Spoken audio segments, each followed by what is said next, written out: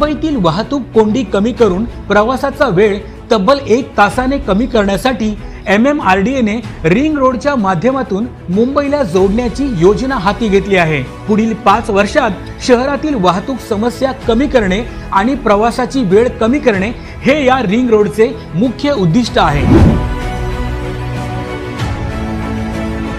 MMRDA ने या ring रोडसाठी 58,000 कोटी रुपये मंजूर केले आहेत। या योजनेतून 90 किलोमीटरपेक्षा जास्त लांबीचे रस्ते, पूल आणि बोगदे तयार केले जाणार आहेत।